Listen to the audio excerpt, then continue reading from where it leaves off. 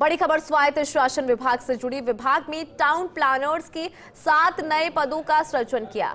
राज्य सरकार के वित्त विभाग ने सृजन किया। इसके बाद स्वायत्त शासन विभाग ने आदेश जारी किए। इसके मुताबिक विभाग में अब मुख्य नगर नियोजक का 1 पद, अतिरिक्त मुख्य नगर नियोजक का 1 पद, साथ ही उप नगर नियोजक का 1 पद, सहायक नगर नियोजक के 2 पद और वरिष्ठ प्रारूपकार के 2 पदों का सृजन किया गया। अब विभाग स्तर पर ही फाइल स्वीकृत हो सकेगी। आवश्यक मामलों में स्वीकृति के लिए नहीं भेजनी होगी फाइल। मुख्य नगर नियोजन कार्यालय में नहीं भेजनी होगी फाइल।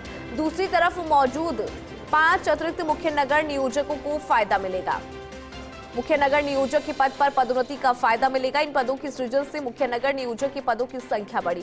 अब 4 से बढ़कर 5 हो गई है इन पदों की संख्या। हालांकि इन पदों का सृजन किया गया है। 28 फरवरी 2026 तक के लिए अस्थायी तौर पर सृजन किया गया।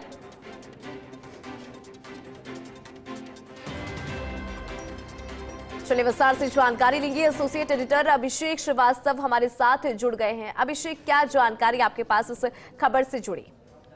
देखिए इंदु, आज ये जो महत्वपूर्ण आदेश निकला है उसके 3 बड़े फायदे हैं। पहला फायदा ये है कि जो फाइलें जिनमें जो मुख्य नगर नियोजक राजस्थान की विधिक राय आवश्यक होती थी, तो वो फाइलें अभी स्वायत्त शासन विभाग से मुख्य नगर नियोजक कार्यालय भेजनी होती थी, लेकिन अब नहीं भेजी जाएंगी क्योंकि वहां पर ही मुख्य नगर नियोजक से स्तर के जो अधिकारी है वो स्वायत्त शासन विभाग में ही बैठेंगे। तो फाइलों का मूवमेंट वहां तक ना होके उस स्तर पर हो जाएगा, तो फाइल जल्दी निस्तार होगी।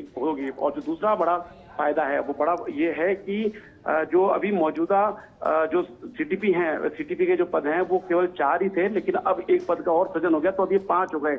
इसके चलते जो अतिरिक्त मुख्य नगर नियोजक स्तर के जो 5 अधिकारी हैं उनका अब इस पद पर इन पद पर प्रमोशन हो सकेगा। पहले केवल 4 ही एसीटीपी का सीटीपी पे हो सकता था, लेकिन अब 5 का हो सकेगा। और तीसरा बड़ा फायदा इंदु में यह है कि जो एलएसडी है, जो स्वायत्त शासन विभाग है, इसी कैडर में 2017 में और 2021 में एटीपी स्तर के अधिकारियों की भर्ती की गई थी।